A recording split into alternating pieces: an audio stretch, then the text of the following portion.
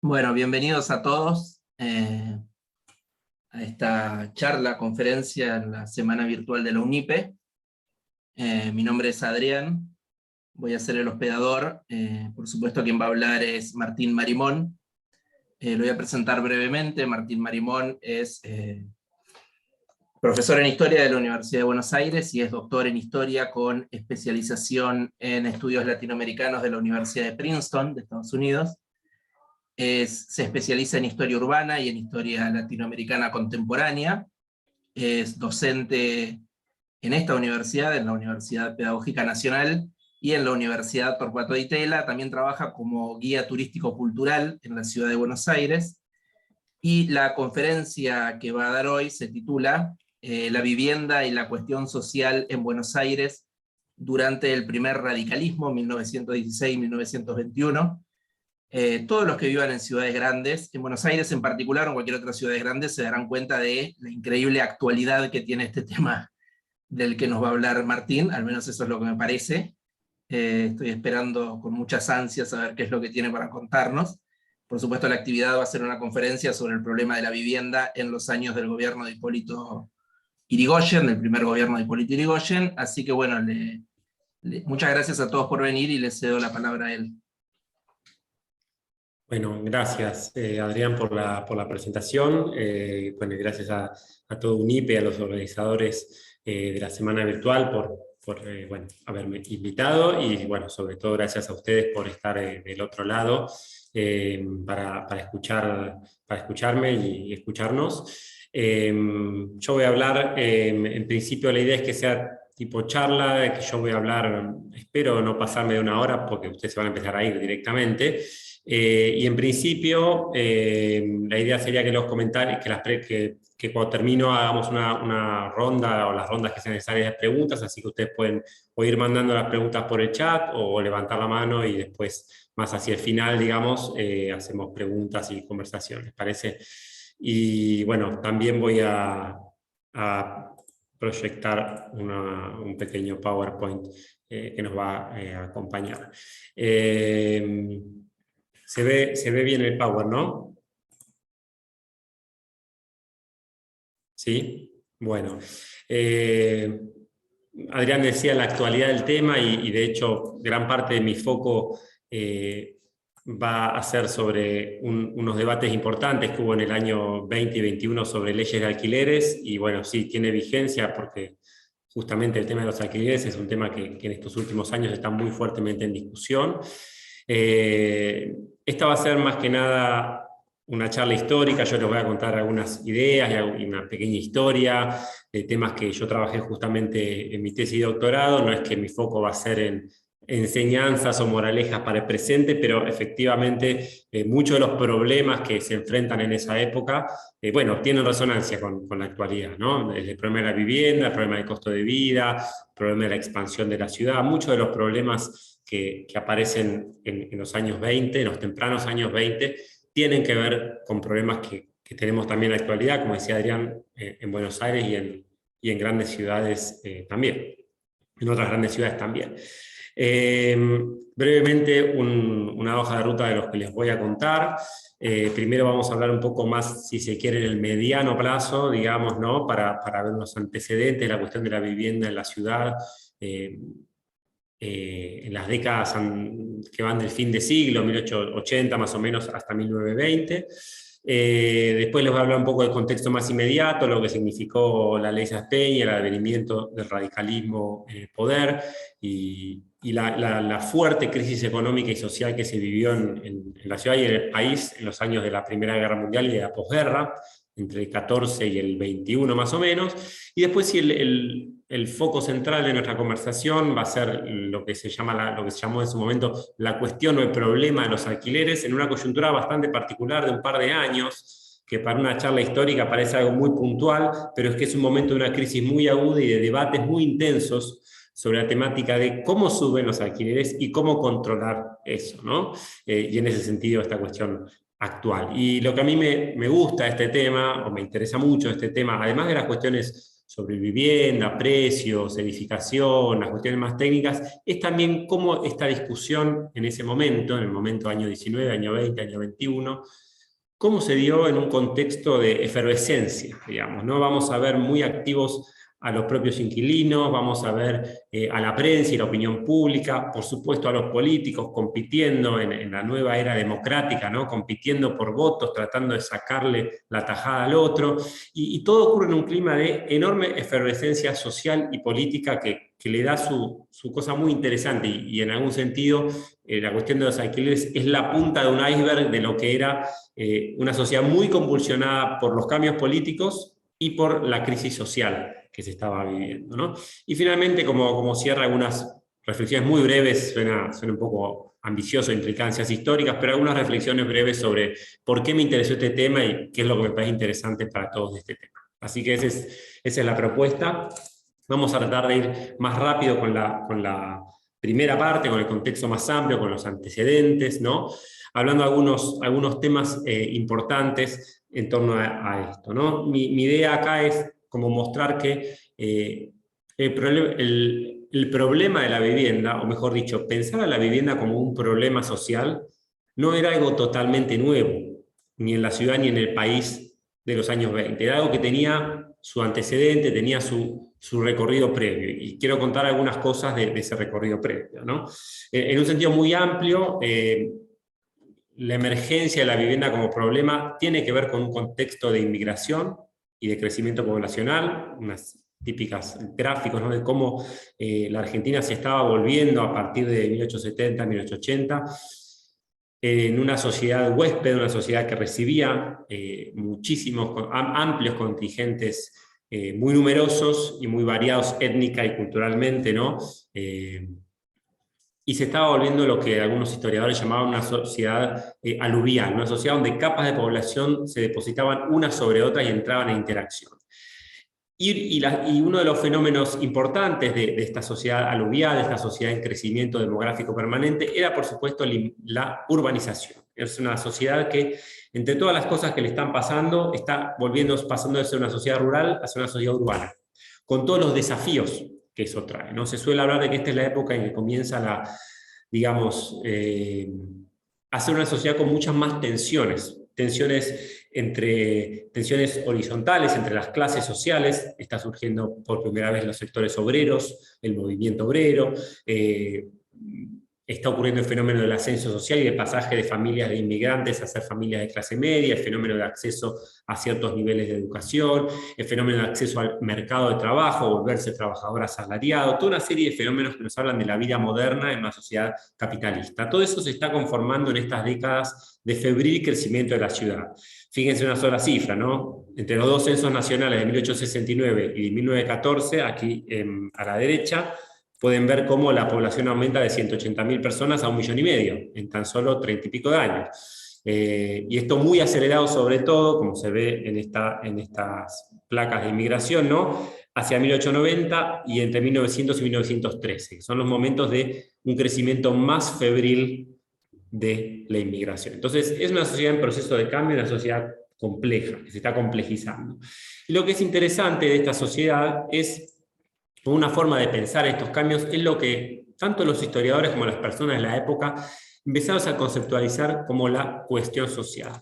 Esta sociedad con conflictos entre sectores, esta sociedad con problemáticas como las epidemias, como la pobreza, como la vivienda, como la prostitución y el crimen, la desigualdad, está acumulando problemas que cada vez más empiezan a ser pensados desde una perspectiva nueva que está ocurriendo en la época, que es la perspectiva de la cuestión social. Es decir, se trata de cambios urbanos y sociales que ocurren en muchos lugares del mundo, con la llegada de la modernidad, y que en esta época se los empieza justamente a percibir como problemáticas. Es decir, no sé, que una persona tenga una vivienda deficiente, que una persona esté sumida en la pobreza, deja de ser pensado como un problema individual de esa persona, y empieza a ser pensado como un problema para el todo.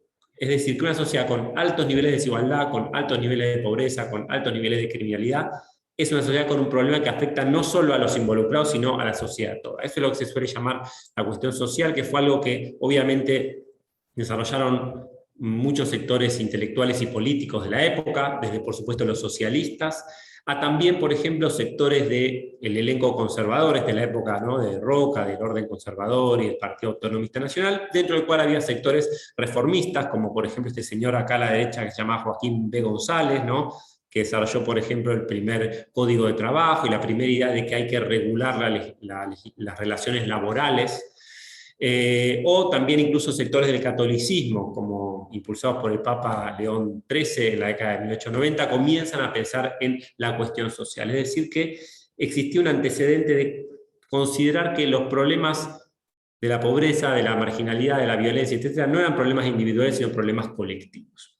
El mejor ejemplo de eso surge, obviamente, con la fiebre amarilla, muy tempranamente, ¿no?, que una persona, y hoy en pandemia lo sabemos mejor que nadie, ¿no?, que una persona se enferme puede no ser un problema individual, sino después un problema para la sociedad toda, ¿no? Y eso surge con mucho peso en la época de la gran epidemia. Se empieza a aparecer la noción de que grandes ciudades traen grandes problemas, ¿no?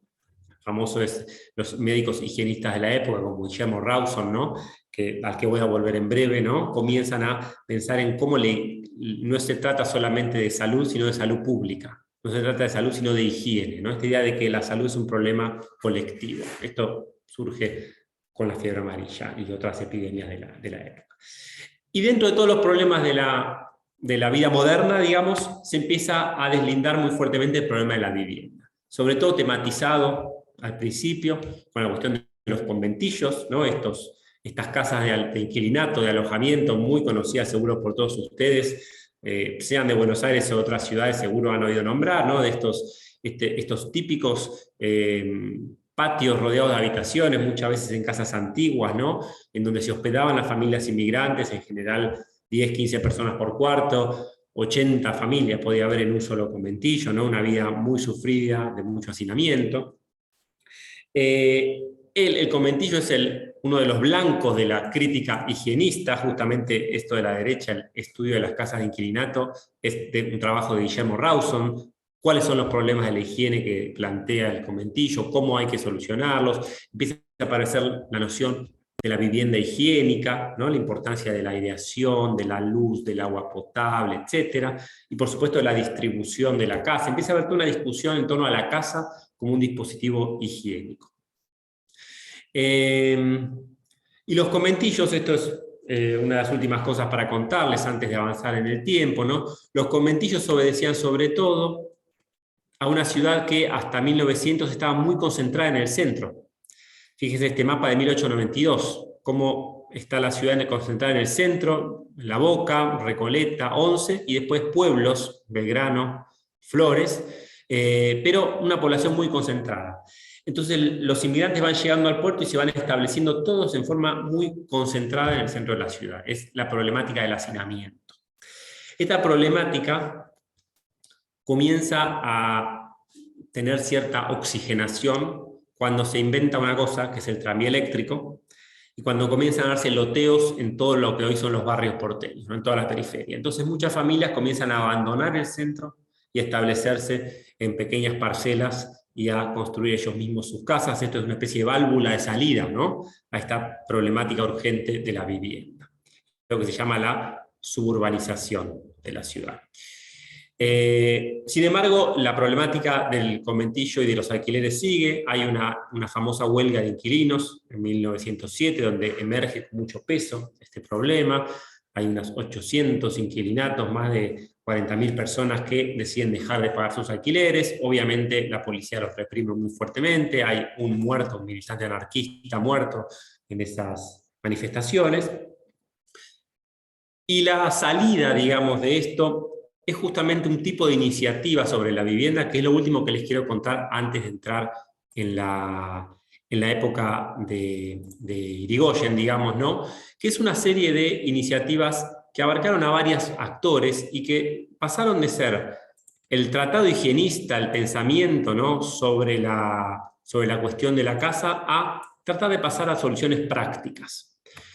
Y apareció toda una serie de iniciativas procurando y construyendo las primeras viviendas sociales que se construyeron en nuestro país, porque la verdad que la mayoría, salvo unas en Córdoba, fueron en Buenos Aires, impulsadas por todos estos grupos. En principio por el municipio, junto con los grupos filantrópicos de la Iglesia Católica, ¿no? Los famosos barrios Buteler y barrio San Vicente de Paul y barrio de la Colonia, en el sur de la ciudad, Parque Patricios y Parque Chacabuco, ¿no? En la década del 1900-1910, que eran fondos, que había una nueva ley que se llamó Ley Irigoyen, no por Hipólito, sino por otro Irigoyen, Ignacio Irigoyen, que destinaba ciertos fondos municipales y sobre todo se basaba en donaciones de damas de caridad, ¿no? Las damas de la Sociedad San Vicente de Paul, pequeños barrios experimentales de unas 100 viviendas, de viviendas individuales, con reglamentos de copropiedad muy estrictos que hacían que no se podía salir hasta después de cierta hora, era como algo, una especie de colonia católica prácticamente. Hubo otro, desde la sociedad civil, una cooperativa muy conocida, el Hogar Obrero, que existió hasta la década del 90 y que existe todavía hoy, ¿no? Que hizo algunas iniciativas piloto en zonas periféricas de la ciudad, en Ramos Mejía, Turdera, Villaluro, Floresta, también de casas individuales, ¿no? Con su jardincito cada una, en los inicios. Y luego también, la iniciativa más importante de la época, en el año 1915, una ley nacional que creó, impulsada por un diputado católico cordobés que se llamaba Juan Caferata, que generó la primera entidad permanente dentro del organigrama, ¿no? Del Estado Nacional dedicada a la cuestión de la vivienda, que fue la Comisión Nacional de Casas Baratas, que se aprobó por una ley, ya era la época de la ley Saspeña, o sea, en un congreso que comenzaba a ser multipartidista.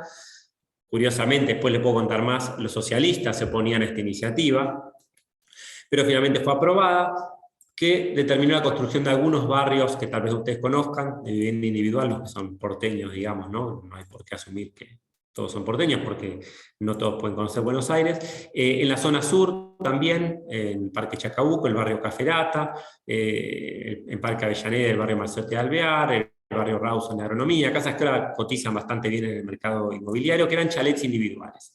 Y al poco tiempo comienza el número 4 y 5 con las viviendas colectivas, de las cuales, si hay oportunidad, les hablo dentro de un rato. ¿Qué tenían en común todas estas iniciativas? Tenían en común, primero, que no construyeron demasiado. Fíjense los totales para los años 40. En total unas 6.000 casas, que no es demasiado. Acá hay otras cosas que después les puedo contar, pero que no quiero. Es la Comisión de Casas Baratas, el Hogar Obrero y la Municipalidad.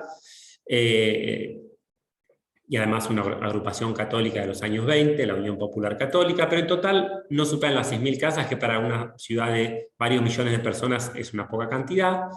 Pero tienen otras cosas en común. Sobre todo me interesa que tienen en común una idea bastante particular sobre cómo se resuelve, entre comillas, el problema de la vivienda, que tenía que ver con el fomento de la casa individual, el fomento de la construcción, y una idea sobre todo reformista de la casa. ¿Qué quiero decir con reformista? La idea de que las personas, las familias, típicamente las familias obreras, ¿no? Que era el público en mente, digamos, obreros y empleados de clase media, por el hecho de volverse propietarios y por el hecho de poseer una casa propia, se iban a volver miembros pacíficos y conservadores de la sociedad. Esta idea de que la vivienda era un vector para la pacificación social. Recordemos la militancia anarquista, oleadas importantes de huelgas en la década de 1900 y ni hablar en la década del 10, en breve vamos a hablar de eso, ¿no? Era un momento de efervescencia, de modernización, todo lo que les conté, ¿no? De conflictos sociales más amplios. Entonces, todas estas iniciativas planteaban que a través de darle al obrero una casa propia, fíjense que son todas casas individuales, cada una con su lote propio, ¿no? Que dándole esta propiedad individual, el obrero se iba a volver un miembro pacífico de la sociedad. ¿Cuál es el objetivo de máxima? Que todos fuéramos propietarios. Había un ideal del obrero propietario, de la clase o del individuo y la familia propietaria, ¿no? Obviamente con esas cantidades de construcción no incidían realmente en el mercado inmobiliario ese tipo de viviendas, y además estas iniciativas tenían en común una idea de que la condición de inquilino, la condición de alguien que vive en una casa alquilada o en una pieza de conventillo, era transitoria. En algún momento eso iba a pasar y todos íbamos a llegar a ser propietarios.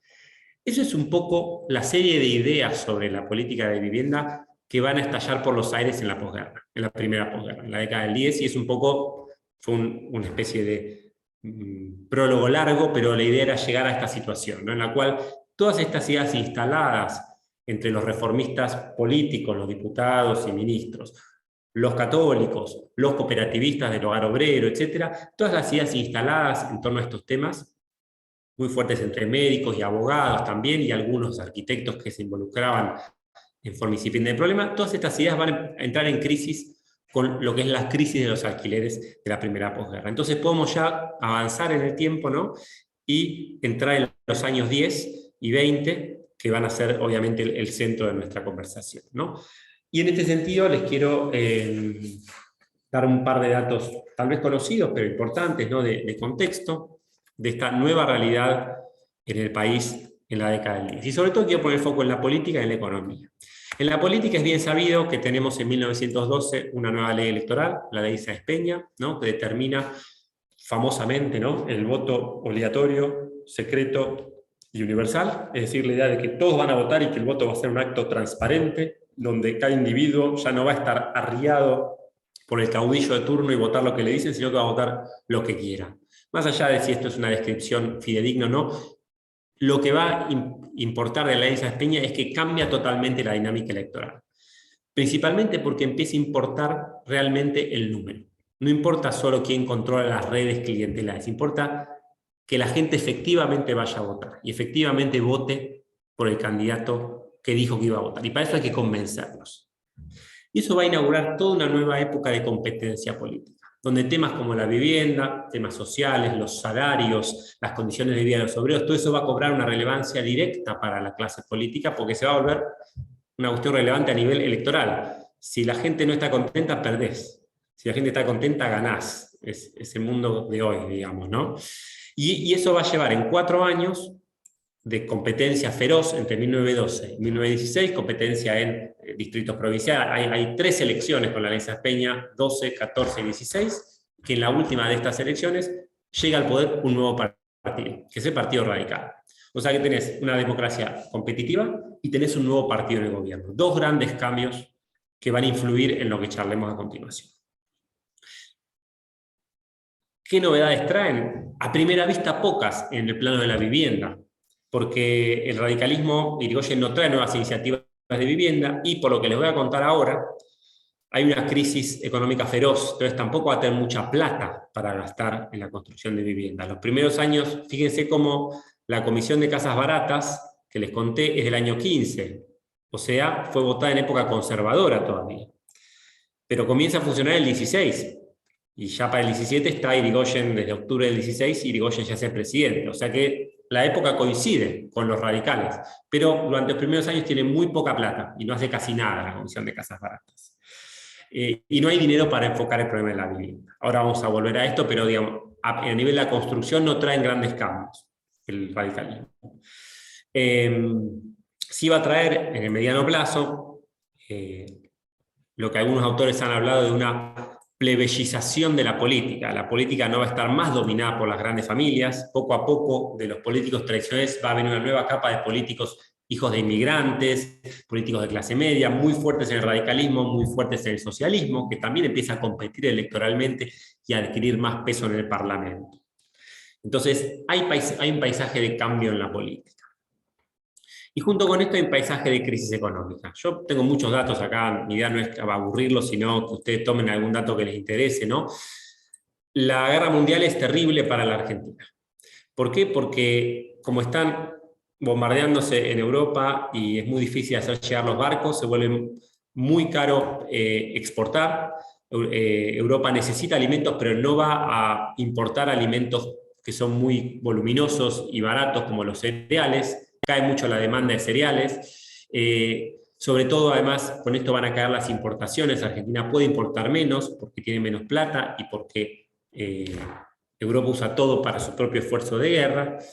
Y esto trae gran recesión. ¿Por qué menciono las importaciones? Recordemos que Argentina era un país muy poco industrializado para esa época. Entonces, la ropa, el calzado, los materiales de construcción, el metal, el cemento, todo eso era importado.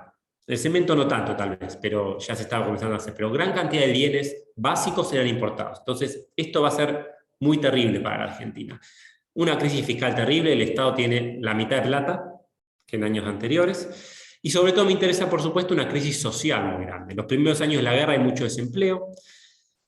Durante toda la guerra y toda la posguerra, hasta el año 21, hay una inflación terrible, de más o menos, tal vez para los argentinos de hoy no parece tanto, 40% más o menos, entre 3-4 años, ¿no?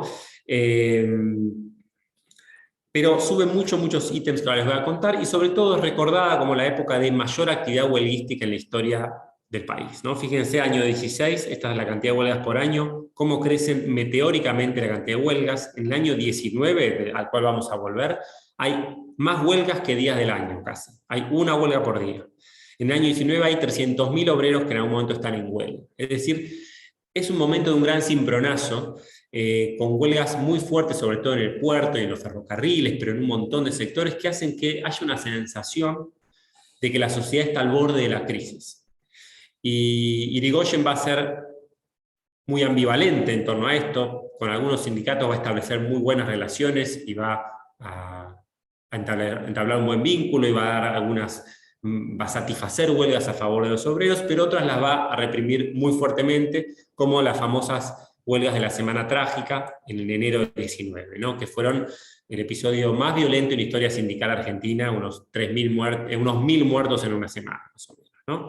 Entonces, es una política muy ambivalente, pero sobre todo se instala una sensación de una sociedad en crisis. Recordemos que en Rusia acababa de ocurrir la Revolución Rusa del año 17, los empresarios, la jerarquía eclesiástica pensaban que la revolución comunista estaba a la vuelta de la esquina, que iba a ocurrir ahora, justo hoy que hablamos tanto de Rusia, ¿no? Y su influencia en la escena contemporánea. Bueno, eso tiene más de 100 años. Y bueno, entonces es un momento realmente muy crítico a nivel social. Y una de las problemáticas más importantes de la época es el costo de la vida, es decir, la inflación parece descontrolada en un montón de ítems. Por un lado, en los ítems importados, la vestimenta, el calzado, ¿no?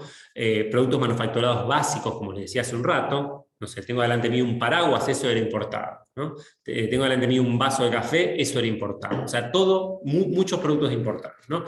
Entonces, eso obviamente hace que la inflación sea muy grande.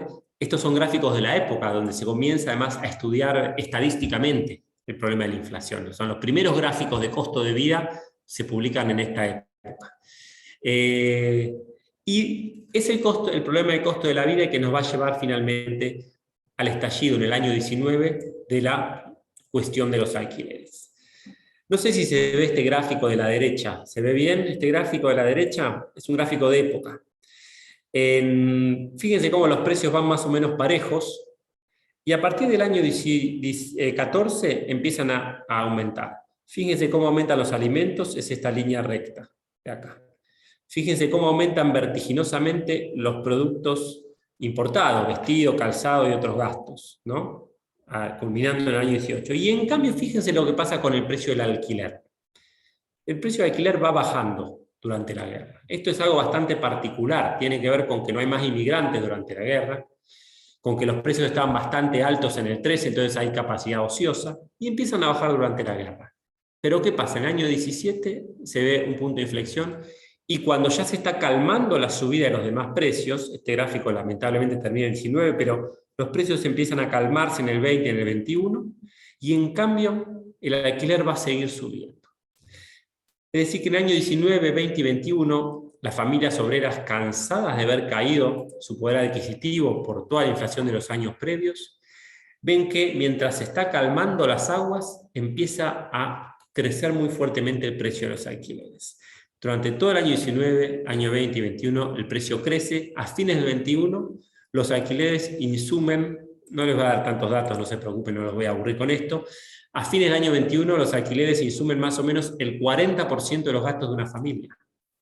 Cuando fíjense cómo en el año, esto es del año 14, insumían solamente el 18%. O sea, la familia gasta el doble en alquiler. Seguro les resuena de los diarios de estos últimos meses, ¿no? Donde este tema apareció mucho, ¿no? ¿Qué porcentaje de los gastos de una familia insume el alquiler? Y la problemática es muy grande porque, contra lo que pensaban los reformadores de la vivienda anteriores, el problema de alquiler no es solo el del conventillo. Menos del 20% de las familias vivían en cuartos de inquilinato. No hay buenas estadísticas en la época, pero se estima que por lo menos el 60% de las familias eran inquilinas.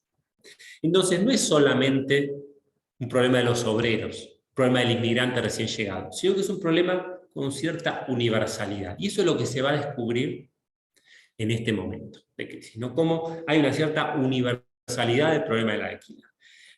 Gran parte, la mayoría de las familias de muchas clases sociales, no solo de los más pobres, viven en situación de alquiler. Como se pueden imaginar, en una época de intensa competencia electoral, este es un dato clave. Hay que hacer algo, porque si no, que se vayan todos, digamos, ¿no? Y bueno, un poco esa es la emergencia de la cuestión de los alquileres en el año 19, ¿no? Continuaron subiendo los precios. Surgió algo bastante interesante que yo encontré en mi tesis, yo no vi mucha gente que lo investigara. Surge en el año 21, en el año 19, en abril, una Asociación Nacional de Inquilinos que intenta nuclear inquilinos y tratar de movilizar demandas, tratar de instalar en la prensa de la época los sufrimientos y los abusos que sufren los inquilinos. No está muy bien organizada, busca explícitamente no aliarse a ningún partido político, y en marzo del 19, cuando emerge marzo-abril del año 19, no tiene mucho éxito en hacer eco sus demandas, y va a tener varios meses en los cuales no logra que nadie la escuche. Pero a fin de ese año 19, ahora nos vamos a detener la temporalidad va a ser de meses ahora porque estamos en un momento muy culminante, ¿no? A fines del año 1919, las quejas de esta Asociación Nacional de Inquilinos comienzan a hacerse oír. Y algo muy interesante del debate de los alquileres para mí es el rol, en esta época, es el rol muy novedoso que va a cumplir la prensa. La prensa periódica de la época se va a volver un elemento central en instalar el tema de los alquileres en la agenda pública de la época. Y es muy interesante porque la prensa de diferentes ideologías y diferentes tendencias va a hacerlo. Uno se esperaría, por ejemplo, que un diario como La Vanguardia, que era el diario del Partido Socialista, obviamente estaba preocupado por cuestiones de índole social y saca muchas notas explicando lo que hacía la Asociación de Inquilinos y explicando el sufrimiento de los inquilinos, pero no es el único.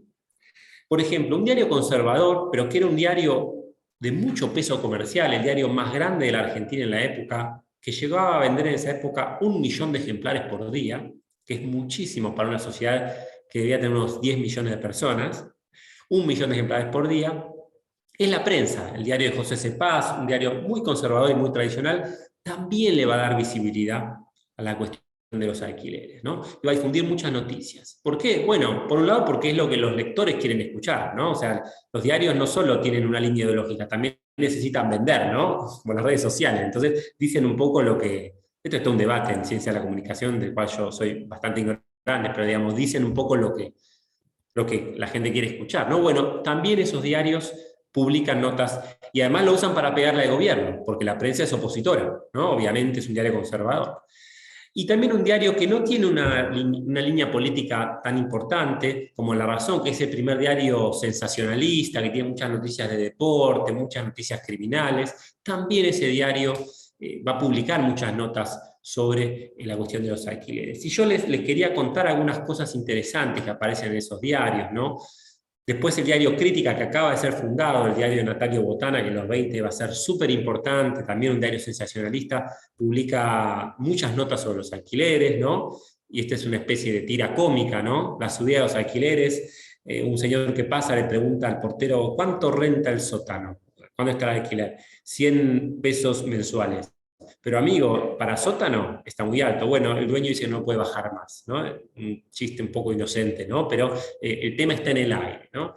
Y acá hay también, es bastante interesante cómo, en mi opinión, la prensa lo que va a hacer es generar también, difundir ciertas imágenes no solo imágenes visuales como estas, sino imágenes simbólicas, ¿no? Se construye muy fuertemente la visión del inquilino como una víctima de abusos, ¿no? Esta nota de La Vanguardia de diciembre del 19, que se llama Un atropello incalificable, te muestra a las familias, hay muchas notas de la época con la foto de la familia en la calle, digamos, ¿no? Y dice un atropello incalificable, si no les aburre les leo una partecita, ¿no?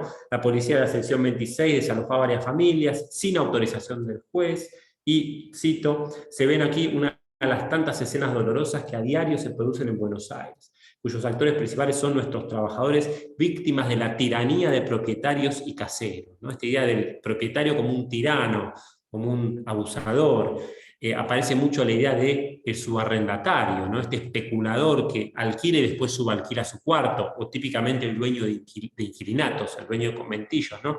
Se instalan ciertas figuras con mucho impacto. Y no solo La Vanguardia, como les decía, Diario La Prensa, Diario Conservador, tiene una nota del 25 de diciembre del año 19 que dice, a propósito de un desalojamiento, lamentable criterio municipal.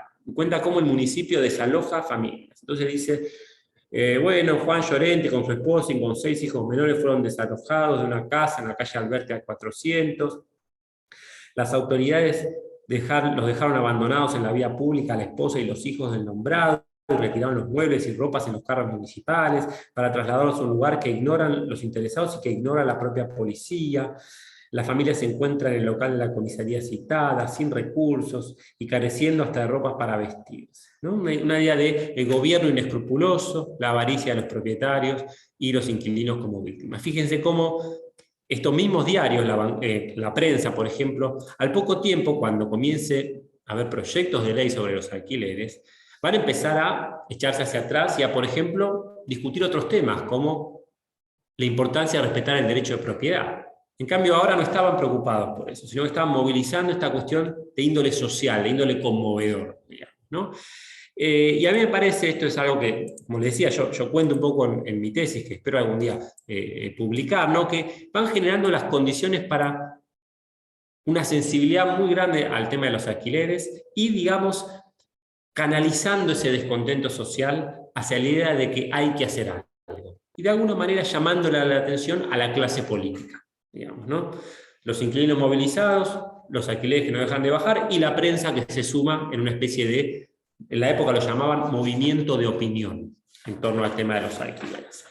Y bueno, efectivamente, en la parte final de nuestra charla, para no hacerla tan larga, llegamos al momento legislativo, al momento en que finalmente los parlamentarios empiezan a elaborar proyectos de ley.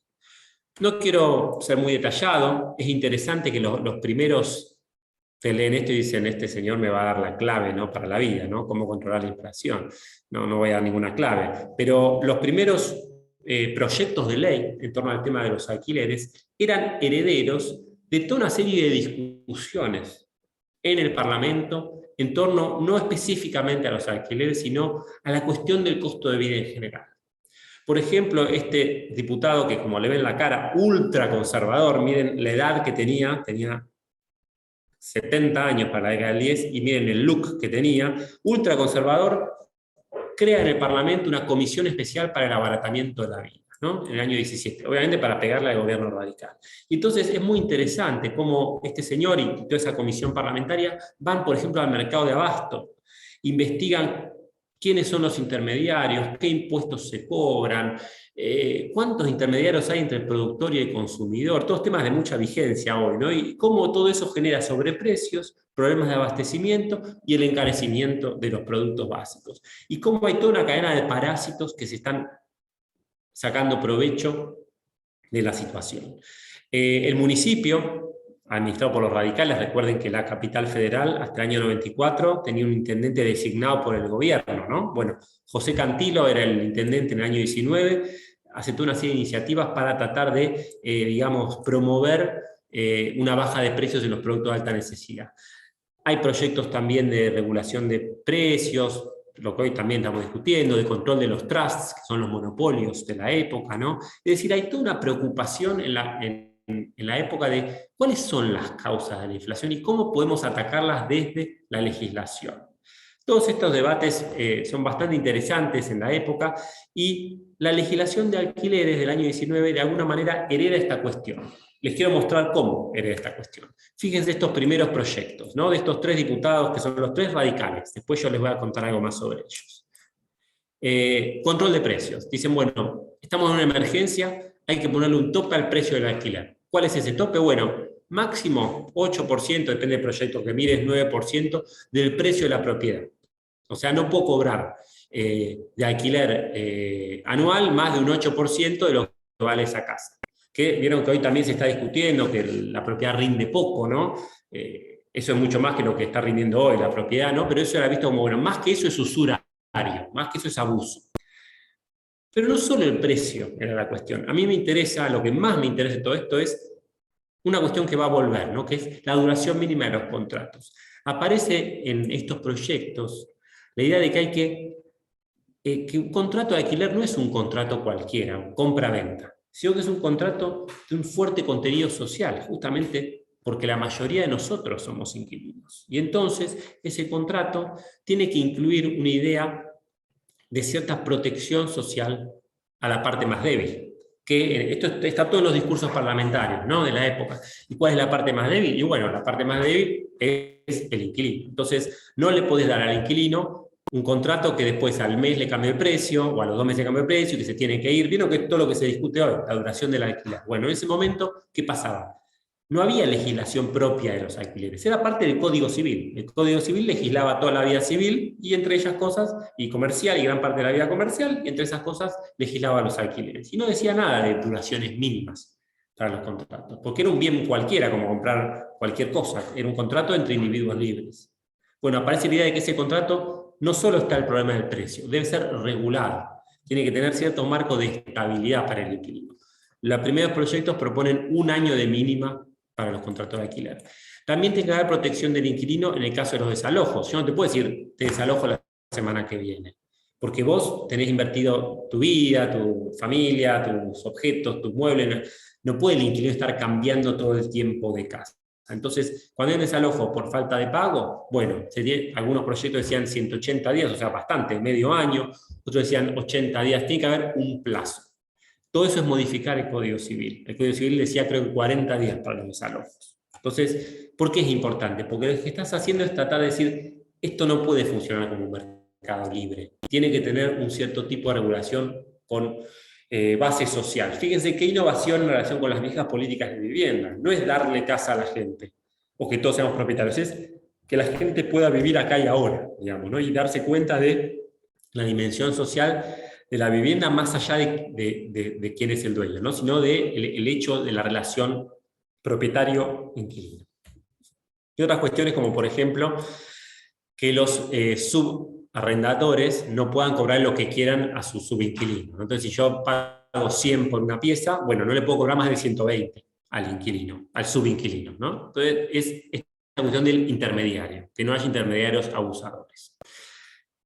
Esto no me voy a meter en lo técnico, pero son todas herramientas de identificar problemas en cómo funciona el mercado de los alquileres. Y tenían fuertes implicancias jurídicas filosóficas, como les contaba. Se está discutiendo la función social de la propiedad, es decir, la idea de la propiedad es, bueno, digamos, nuestro país, como gran parte de los países de Occidente, ¿no? Tiene una raigambre liberal en su constitución y en sus códigos civiles. O sea, el individuo tiene ciertos derechos absolutos o a veces, ¿no?, considerados absolutos, entre ellos el derecho de propiedad. Pero con el crecimiento de las ciudades en la vida moderna, con el surgimiento de la cuestión social, en todas estas discusiones que les contaba yo sobre leyes laborales, vivienda, salud pública, etc., tienen que ver con una noción de que, bueno, por un lado está el derecho individual, pero por otro lado está el derecho colectivo, el bienestar colectivo, ¿no? Empieza a aparecer este concepto de bienestar colectivo. Y eso va a aparecer en cuestión en estas normas. Y, por ejemplo, algunos discursos de la época, ¿no? Por ejemplo, uno de un socialista, Antonio de Tomaso, dice, cuando establecemos que el dominio, que la propiedad es exclusiva, es con la reserva de que no existe con un carácter realmente exclusivo, sino en los límites y bajo las condiciones determinadas por la ley. por una consideración esencial a la sociedad, el predominio de los intereses generales y colectivos sobre el interés individual. Esto decía en agosto del 20 de Tommaso, otra frase suya, no, de otro socialista, ¿no? El Código Civil no puede ser una barrera a la expansión de las relaciones sociales y jurídicas. Por supuesto, nuestro Código Civil pudo legislar sabiamente la alocación de cosas para la sociedad argentina hace medio siglo, porque era una sociedad muy rudimentaria, muy simple, pero así como hubo necesidad de dictar leyes sobre trabajo, también hay necesidad en estos momentos históricos de sancionar nuevas disposiciones en lo relativo a los alquileres. ¿Por qué estos discursos parlamentarios? Porque estas leyes que les contaba, estos proyectos de ley que yo les contaba, están generando, como decían después en algunos de los diarios de la época, ¿no?, una pequeña revolución. Es decir, muy rápidamente va a surgir una gran oposición de diputados conservadores y de algunos otros partidos, una muy fuerte oposición a estos proyectos de ley. ¿Y qué decían los opositores? Violan la Constitución Nacional, porque están violentando el derecho de propiedad privada, es una reforma improvisada del Código Civil, hay que reformarlo con mucho más detenimiento, ¿no? Es decir, los atacaban por sus fundamentos jurídicos, diciendo son anticonstitucionales, están en contra de la noción de propiedad privada. Y esto que le leí recién es la respuesta que los que apoyaban estos proyectos le decían, bueno, es necesario repensar la propiedad privada para la situación actual. Y otra discusión bastante interesante, que sería muy largo meternos, es un debate económico, que lo vemos mucho hoy en día también en la discusión sobre alquileres, que era, si vos restringís el beneficio de los propietarios, menos gente va a construir y va a haber en el largo plazo menos oferta de casas, y entonces los alquileres van a aumentar en el largo plazo, en el corto plazo o mediano plazo, ¿no? Entonces, está todo este debate de la ley de alquileres es peor para los inquilinos, que también estuvo resonando mucho últimamente, ¿no?, con la ley de alquileres actual de nuestro país. Entonces, esas discusiones aparecían hace 100 años, ¿no? Y había, bueno, muy largo reconstruirlas, ¿no?, toda una serie de argumentos a favor y en contra de estas leyes. Una dimensión más que les quiero contar, antes de ir cerrando, ¿no?, tiene que ver con los partidos políticos. ¿Quién apoya estas leyes? Yo les dije 3 radicales. Bueno, pero no es tan fácil. ¿Por qué? Porque hay muchas divisiones partidarias. Lo que es más fácil son los conservadores y el Partido Demócrata Progresista, que son los partidos más anticuados. Ellos están totalmente en contra de estas leyes, por los argumentos que yo les conté. Defensa de la propiedad privada, etc. Los socialistas están a favor, aunque no estaban a favor al principio. Al principio, y esto hay varios artículos interesantes del diario La Vanguardia, cuando en el año 19 empieza esta discusión, dicen, tiene un discurso parecido al de los conservadores. Dicen, no, hay que fomentar la edificación, si protegemos al inquilino va a haber menos casas, va a ser menos atractiva la inversión. Tiene que ver con una tradición del Partido Socialista, de la idea de que lo importante era resolver ciertos problemas de la vida social a través de mecanismos de mercado. Esto es lo que hacía el Partido Socialista Argentino, un partido reformista y no revolucionario. Es una discusión bastante larga que todos los estudiosos del socialismo han discutido en temas como la política migratoria, la política de vivienda, las políticas de precios. Ahí los socialistas siempre tenían una idea como un poco más liberal, complementada con las cooperativas, ¿no?, con el movimiento cooperativista que ellos también apoyaban. Pero rápidamente, cuando comienza el debate parlamentario, cuando ven que los precios de alquileres siguen subiendo y cuando ven las ventajas electorales que puede traer una ley como esta, se vuelven los abanderados de esta ley. En el recinto, estos 2 diputados, de Tommaso y Dickmann, tienen los discursos más largos. Cuando la ley pasa al Senado, este senador tiene unos discursos impresionantes, defendiendo la función social de la propiedad y todos estos temas.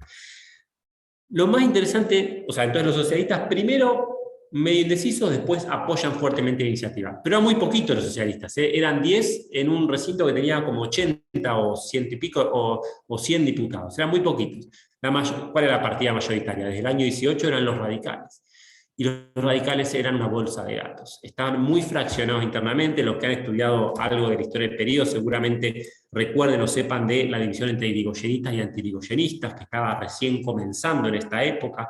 Irigoyen era visto, para usar términos de hoy, como un populista demagógico, ¿no?, que estaba violando todas las instituciones tradicionales, y dentro del propio Partido Radical comenzaba a haber una línea opositora a Irigoyen. Por ejemplo, Tamborini, por ejemplo, Víctor Molina. Pero ¿qué pasa? ¿Se acuerdan? Tamborini y Molina eran parte de los que habían propuesto estos proyectos. O sea, no era tan fácil la división de los radicales, onda, los progresistas a favor, tipo los irigoyenistas a favor, los conservadores en contra. No, estaba muy cruzado, estaba muy indeciso el radicalismo. Y más importante todavía, el presidente Irigoyen no apoyaba del todo la iniciativa. ¿Por qué? Porque estaba luchando en otros temas, unas leyes para confiscar el trigo y la carne, para controlar esos precios.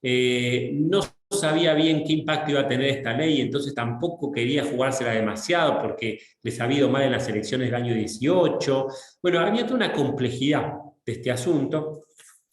Cuando va el ministro de Hacienda a comparecer a diputados, no dice ni una palabra a favor de la ley, es decir, no está muy claro qué es lo que Irigoyen quiere respecto de esta ley, y hay artículos interesantes del diario oficialista, La Época, ¿no? que dice cosas malas, dice, no, ¿cómo la ley, cómo reformar el Código Civil? Hay que hacer algo mucho más simple, hay que fomentar la edificación, etc. O sea, está muy dividido el radicalismo. Y es a lo largo del debate, por toda una serie de complejidades del propio debate, que recién al final el gobierno va a decidir apoyar esta iniciativa y el diario del gobierno ahí va a decir, siempre Irigoyen quiso la ley de alquileres. Bueno, es la política democrática, es la política competitiva, donde todos están buscando cuál es el impacto electoral, cuál es la eficacia de una ley, ¿no? Cómo congraciarse con la opinión. Suena un poco banal, pero eso es fascinante de la época, que todos los partidos están pensando en la ley de los grandes números y en cómo salir adelante.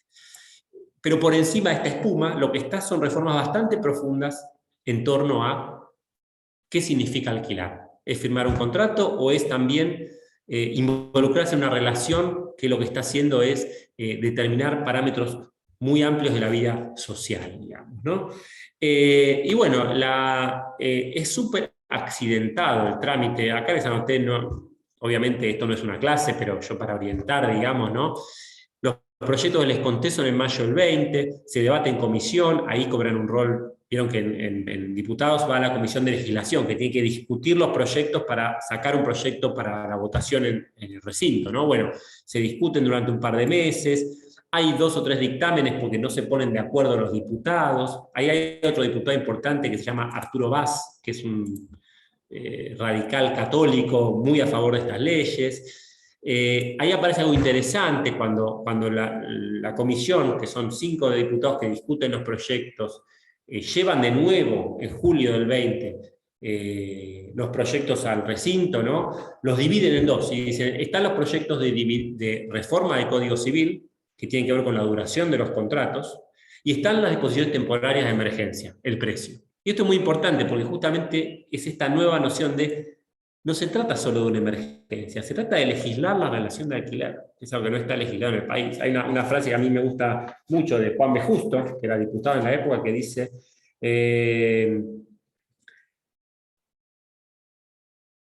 no es que lo que vamos a hacer va a generar más cantidad de casas, sino que lo que se trata es de reglamentar una relación diaria, permanente, en que todos estamos y que es indispensable reglamentar en forma más humana.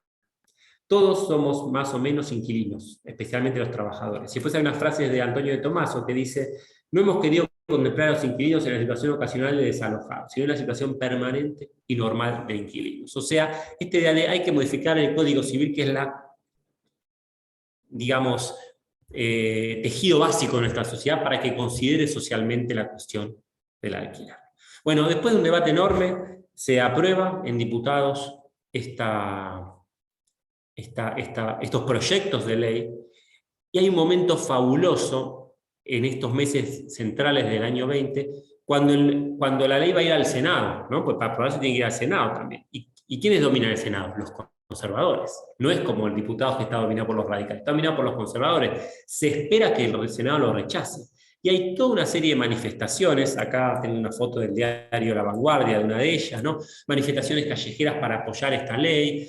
Hay toda una serie de revistas científicas que no llegué a ponerlas en la placa, ¿no? Boletín del Museo Social Argentino, acá lo anoto en el chat, Revista de Economía Argentina, que están empiezan a sacar números específicos sobre el tema de los alquileres, hay abogados, arquitectos, ingenieros, estadísticos y economistas que empiezan a sacar estadísticas, a hacer legislación comparada, tratar de saber desde lo que eran las ciencias sociales de la época, que estaban recién comenzando, no existía la carrera de sociología, digamos, en la Argentina, pero sí existía la economía, cómo se puede solucionar este problema. Y es decir, que desde los diarios, desde la calle, desde la universidad y las publicaciones especializadas y la academia, se está acompañando esta discusión que no ocurre solo en el Parlamento. Y eso es algo también bastante intenso de esos años, ¿no? Cómo el Parlamento, a diferencia del siglo XIX, digamos, no está en un diálogo permanente con todos estos espacios de la vida civil, digamos, ¿no? Eso no logra igual conmover a los senadores, que primero postergan el debate, cuando lo comienzan a discutir en marzo del año siguiente. Fíjense, estamos hablando de meses y años de aumentos, a veces del 50% anual de los alquileres, ¿no? Hoy no nos parece tanto, pero esa economía había dejado de ser inflacionaria y los alquileres seguían subiendo. Entonces era una emergencia, pero los políticos se tomaban su tiempo, digamos, ¿no? Y bueno, recién en marzo del 21 se vota en Senado, hay una especie de rechazo parcial y el Senado manda unos nuevos proyectos. Ahí hay radicales muy conservadores como Leopoldo Melo que odian estas leyes, ¿no? Y finalmente, un poco haciendo caso a toda esta oleada de movilización, por una cuestión bastante técnica de cómo se da la aprobación de leyes, diputados fuerza al Senado a aprobar el proyecto tal cual era, porque si no lo tenían que rechazar in toto, y todavía parecía un tema muy sensible a la opinión pública, que si el Senado no hacía nada y el proyecto no quedaba sancionado, podía tener un impacto. Pensemos que estamos cerca de las elecciones de fines de ese año, elecciones presidenciales, o del año, o principios del 22, no me acuerdo cuándo son las elecciones de las que va a ganar en Marciotti de Alvear, o sea que había mucho en juego a nivel electoral, digamos. Entonces tampoco los senadores querían, incluso los más conservadores, quedar pegados con el tema de los alquileres no hicimos nada, porque ya venía de 2 años de bicicletear el tema, mientras tanto los alquileres seguían subiendo. Lo paradójico del tema es que cuando se aprueba esta ley, justo al poco tiempo los alquileres van a empezar a bajar, ¿no? Por una cuestión macroeconómica, porque se retoma la industria de la construcción, porque se estabilizan un montón de precios, los alquileres van a empezar a bajar. Así todo, a los 2 años se renueva no les terminé de contar, ¿no? Pero las leyes que se aprueban, que son 3 leyes importantes en el año 21, finalmente estipulan contratos mínimos de 1 año y medio, 90 días para el desalojo, y el congelamiento, y los precios, en vez de atarse al porcentaje de ganancia, se van a retrotraer a enero del 20. Es decir, si un alquiler hoy se había subido a 70, bueno, tiene que devolver a 50, digamos, ¿no? Este congelamiento, que es el que fue más famoso en la época, aunque lo más importante era, que siguió hasta hoy con algunas modificaciones, que era dar una duración mínima de contrato y proteger a los inquilinos en el momento del desalojo, pero lo que más famoso fue el congelamiento. Fue prorrogado 2 veces hasta el año 25, cuando ya prácticamente no había inflación. Y junto con eso, algo bastante interesante que pasa algunos años después de la sanción de estas leyes, es que hay un par de fallos de la Corte Suprema donde se declara la constitucionalidad de estas leyes. ¿Recuerdan que les conté que los opositores a las leyes decían que era inconstitucional condicionar de esta manera el contrato de alquiler? Bueno, hay un par de fallos de la Corte Suprema que le dan el aval, digamos, constitucional a estas leyes. Y ahí termina la historia, digamos, ¿no? de estas leyes de alquileres, de todo este proceso que yo les conté. ¿Qué me interesa retener? Porque, bueno, para que no tengamos tantos datos, ¿no? Por un lado, la novedad que significaron estas leyes en materia de vivienda social, es decir, en vez de promover, como se venía haciendo hasta el momento, la idea de la casa propia y la construcción de viviendas individuales, legislar el alquiler y entender que gran parte del problema de la vivienda tenía que ver con la condición de inquilino, que la condición de inquilino no era temporaria, sino que era algo que había que resolver en el mediano o largo plazo. Eso es una gran novedad que traen estas leyes. De hecho, a partir de esta época va a haber toda una oleada de construcción de vivienda social en casas colectivas, ¿no? Es decir, edificios donde, como no había, esto es otra historia muy larga, ¿no? Como no había ley de propiedad horizontal, eran casas de alquiler, es decir, el propio Estado y las cooperativas también empiezan a construir viviendas en alquiler, no era solamente la promoción de la vivienda individual. Entonces hay toda una novedad en torno a entender que el alquiler y la condición de inquilino es parte de las problemáticas de las que se tratan las políticas de vivienda, digamos. Y por otro lado me parece muy interesante lo que puse acá como B, ¿no? Como cómo la política está funcionando en forma diferente una vez que tenés la ley Saspeña y la competencia, ¿no? Cómo los políticos no pueden, o en alguna medida, no está en su interés darles totalmente la espalda a los temas sociales, ¿no? Y cómo se tienen que involucrar con temas que tal vez antes quedaban más olvidados en tintero de los abogados y las personas interesadas en la reforma social, pero no tenía un impacto tan directo en la vida cotidiana y en la vida política. Y ahora de golpe, cuando un tema adquiere esta escala, cuando también es muy importante el rol de los medios, ¿no? El rol de la prensa en instalar este tema, los políticos no le pueden dar la espalda y comienzan a, digamos,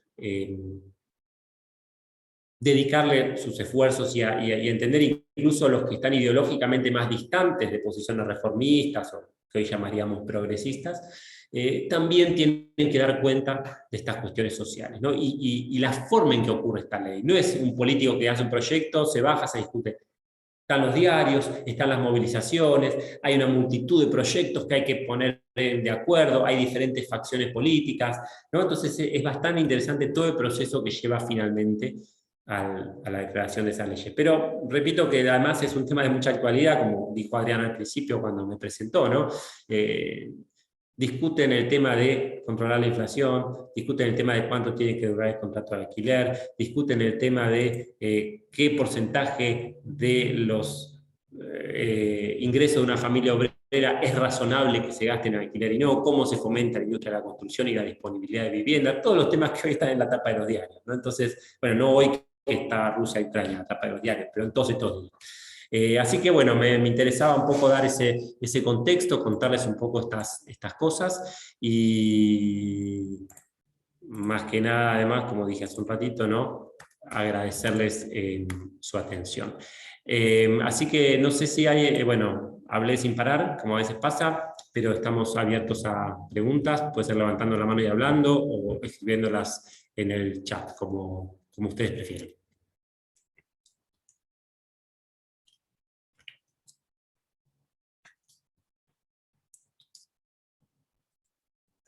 Bueno, pregunto yo, inicio. Consulta. Gracias. No, por favor. Tu trabajo termina en el 21, pero claramente hay una continuidad de gobierno radical con otra característica, porque supuestamente es un gobierno anti-irigoyenista, el de Alvear.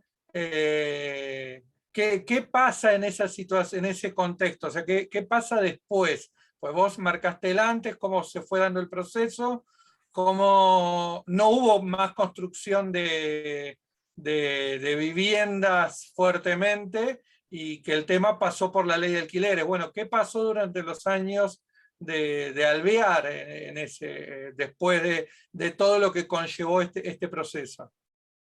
Bueno, es una excelente pregunta. Gracias, Patricio, por las felicitaciones ahí en el chat. Es una excelente pregunta. Te diría dos cosas. Primero, que últimamente las personas que han estudiado en los años radicales tendieron a no ver tan contrapuestos los gobiernos de Irigoyen y de Alvear. En los últimos estudios y digamos, analizando un poco también las leyes que hace Alvear, hay muchos ejes, la política obrera, la política jubilatoria, la política de vivienda, en los que Alvear tiene una gran continuidad con Irigoyen. No es que desanda el camino, tiene otro estilo, ¿no? Es como una especie de radical que, más que anti-irigoyenista, hoy se lo ve a Alvear como un radical capaz de albergar, que intenta albergar a todas las facciones en torno suyo. Y esto se va a ver cuando empiecen las luchas entre irigoyenistas y anti-irigoyenistas. Él nunca trata de darle la razón a ninguno, digamos, aunque después en el año 30 apoya el golpe, ¿no? O sea, al final se le ve la hilacha, podrías pensar. Pero hay otras instancias como intervenciones de provincias donde se quiere sacar de encima a un gobernador irigoyenista y Alvear lo defiende, o sea, no es tan claro. ¿Por qué digo esto? No para, o sea, bueno, hay historiografía sobre el tema que es interesante, pero además porque, entonces, Alvear tiene mucha continuidad en políticas sociales. Por ponerte un ejemplo más, en el año 25 hay un proyecto súper ambicioso de Víctor Molina, el que les conté que hizo uno de los primeros proyectos de alquileres, que es ministro de Hacienda, creo, de Alvear, un proyecto de jubilaciones, que es muy audaz para la época, finalmente es aprobado, pero lo rechazan tanto los sindicatos como los patrones, y al final, bueno, he dejado de lado, pero demuestra que sigue la pata social, de alguna manera.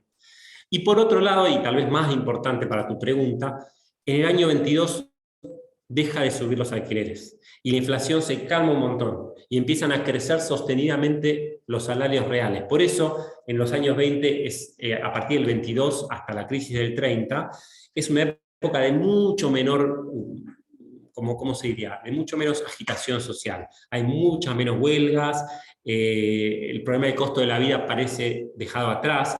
Entonces, con esta ley de alquileres, que lo que hacía era, digamos, más o menos encauzar las relaciones entre patrones, no, propietarios e inquilinos, y hasta el año 25 manteniendo la legislación de emergencia sobre los precios, que después ya deja de extenderse, de prorrogarse, digamos, no tiene un peso inmediato el problema, ¿se entiende? No hay una urgencia del tema de los alquileres. Sí siguen los problemas de vivienda, siguen habiendo comentillos, y hay toda una discusión sobre todo sobre cómo generar mejores viviendas y más económicas. Pero ya no, el alquiler ya en el corto plazo aparece como superado. No sé si esto ayuda a Fernando a responder. Sí, muchas gracias. No, de nada. Marina, muchas gracias, agradecer. Bueno, muchas gracias a vos, Marina. Gracias, Héctor, por tu mensaje en privado. Gracias, Vanessa. ¿Más preguntas? ¿Dudas?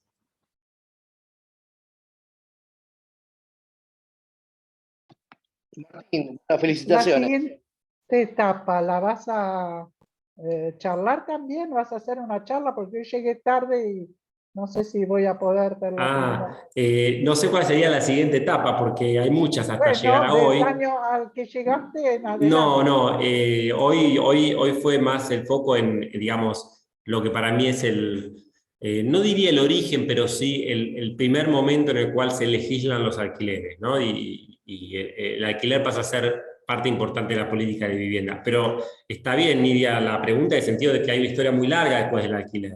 Este código, estas reformas del Código Civil están en vigencia, si no me equivoco, hasta el año 84, la época de Alfonsín. Ahí empieza a durar 2 años la vivienda, pero en el medio, en la época de Perón, hay muchos cambios, porque por un lado, de nuevo hay una guerra mundial, y de nuevo hay un congelamiento de alquileres, pero este es prorrogado por casi 20 años, o sea, Perón lo prorroga durante todo su gobierno, y los gobiernos antiperonistas también lo prorrogan, hasta la época de la última dictadura. Empieza la época de los créditos hipotecarios y el acceso a la vivienda, hay una ley de propiedad horizontal, que entonces hace que uno pueda ser dueño de un departamento, y es bastante interesante porque se pasa de, creo que para la época de Perón, en el año 47, 48, creo que tipo 50% de las familias eran propietarias, y en el año 70 y pico, después de muchos años de crédito hipotecario, como el 80 eran, o sea, disminuye la cantidad de inquilinos. Hoy volvió a aumentar, ¿no? Pero digamos, va fluctuando la problemática. Y no, sería tema para un seminario entero, me parece, bueno, que podríamos armar, por con supuesto, bloques. por supuesto. Sería bueno. Sería bueno, pero necesitaría colegas que me ayuden porque creo que sobrepasaría lo que yo sé. ¿Alguna otra pregunta o duda? Sí, Martín, bueno, Sí, Ariel. felicitaciones. ¿Cómo Gracias. estás? Buenas tardes. Quisiera saber si investigaste sobre cómo repercutió esto en el interior del país. Yo vivo en Bahía Blanca y bueno, en el 7 hubo huelga de inquilinos. No estoy al tanto cómo ha sido el detalle, cómo fue el devenir de esa huelga. Y segunda pregunta, ¿cómo se posicionó el anarquismo frente a estas leyes? Dos preguntas difíciles. La primera, estás desvelando mi porteñocentrismo, digamos, pero que no es solo mío el porteñocentrismo, porque, por ejemplo, la Comisión de Casas Baratas que te conté solo construía en la capital federal, por poner un ejemplo. Pero estas leyes de alquileres, en realidad, ¿sabés que me dejaste pensando si su alcance era solo en capital o si era federal? Y eran leyes nacionales, no, sí, porque cambia el Código Civil, eran leyes nacionales que afectan a todas las ciudades.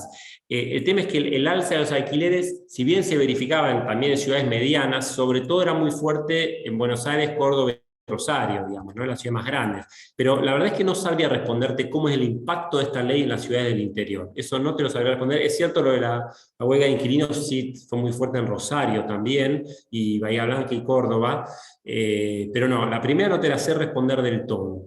Estoy tratando de pensar así en voz alta de dónde podríamos hilar para una respuesta, pero ahora no se me ocurre. En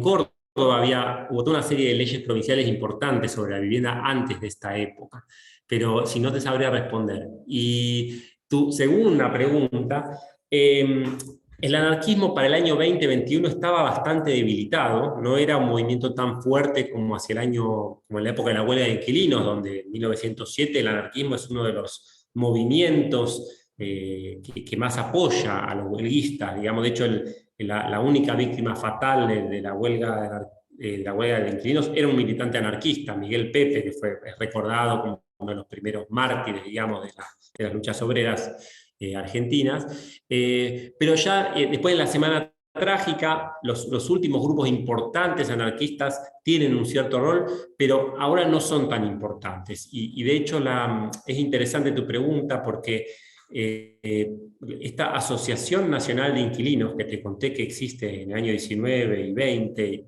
y 21, se dice de sí misma apartidaria y busca apoyo en todos los partidos políticos. Busca apoyos en la Liga Patriótica Argentina, que era la derecha de la derecha, busca apoyo en los círculos católicos de obreros, que eran la derecha, pero con discurso social, busca apoyo en el socialismo, es decir, busca apoyo en un montón de partidos, y no tiene demasiado apoyo. Yo en lo que yo investigué como empíricamente, no encontré huellas importantes del anarquismo como actor importante en esta discusión, digamos, para decirlo rápidamente. O sea que lamentablemente, Ariel, y tus dos preguntas no tengo buenas respuestas, digamos. O sea, hasta ahí es donde llegué.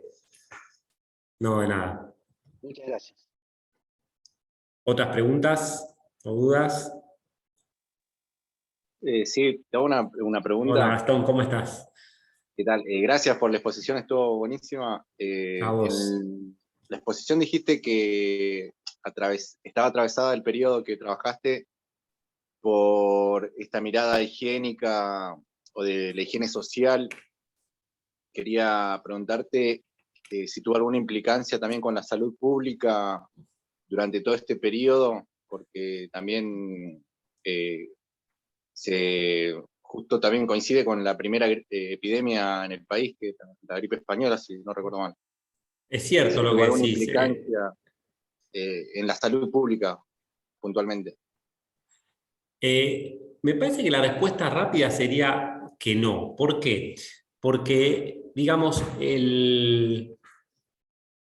el momento en el que se cruzan más la discusión sobre la vivienda y toda la cuestión médica, higienista, es más en el siglo XIX, en la época de la fiebre amarilla, la década del 80 y el 90, hay muchas ordenanzas sobre la cuestión sobre todo de los inquilinatos. De ahí va a quedar una idea que sí va a existir en esta época, que es la idea muy, muy instalada de la casa higiénica, la vivienda higiénica que yo les contaba. Entonces esta idea de que después van a retomar en los años 20, sobre todo un poquito después de este debate, va a haber muchos arquitectos e ingenieros que van a promover que desde la propia profesión arquitectónica se comience a pensar en la cuestión de la vivienda social y la vivienda masiva. Hasta entonces los arquitectos más que nada hacían palacios o hacían hospitales o grandes instalaciones públicas o ministerios, pero no tanto la vivienda cotidiana, y en los 20 empieza a haber una preocupación de varios arquitectos por esta cuestión. Pero digamos, en el debate en sí de los alquileres hay mucha más atención prestada a la dimensión económica y social, digamos, ¿no? A el impacto de la guerra y de los problemas económicos en el costo de la vivienda y el impacto del costo de la vivienda en las economías de las familias. Pero no tanto en que esto tuviera malas consecuencias para la salud. Siempre aparece la cuestión sobre todo la cuestión de la salud y de la higiene de la casa, pero no es que deriva en campañas que una salud pública con vivienda. ¿Se entiende lo que digo? No están tan juntos. Y ahora que mencionaba la gripe española, yo no vi ninguna conexión en la investigación de nuevo, más empírica, yo no vi ninguna conexión entre esa gripe y... de hecho, no sé cómo fue la gripe española a nivel estadístico en la Argentina, ¿no? Entonces tendría que ponerme a leer para saber un poco el peso que tuvo, digamos, ¿no? Pero no la vi, digo, sé de la gripe española a nivel como más global, viste que se habló mucho con el COVID, que bueno, el antecedente anterior había sido la gripe española, pero no sé el impacto acá en la Argentina, pero no lo vi cruzado con estas discusiones para nada. De nada.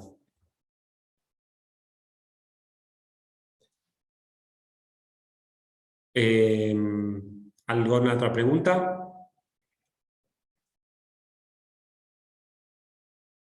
Acá Nidia te decía, Adrián, en el chat que sí, esto se va a subir a YouTube para poder verlo entero, ¿no? Así que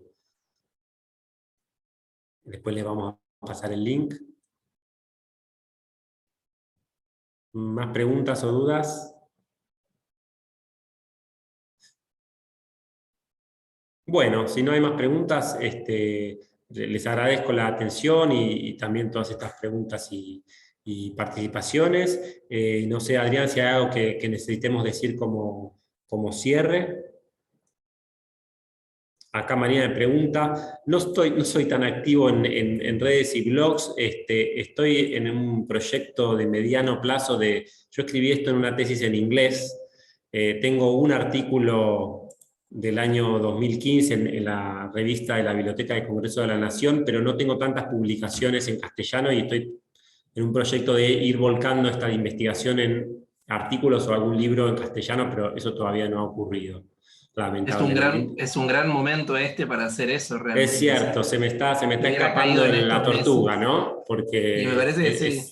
Es el momento, la verdad que tenés razón, es el en estos momento. meses haces un raid por todos los programas de televisión. Me volví un influencer si lo hacía en estos meses, tal cual. Exacto. Tal vez por eso no lo hice, quién sabe.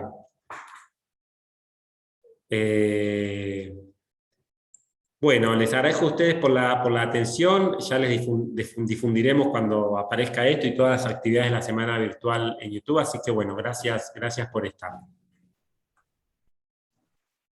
Adiós, muchas gracias. Chao, Martín, hasta luego. Hasta luego.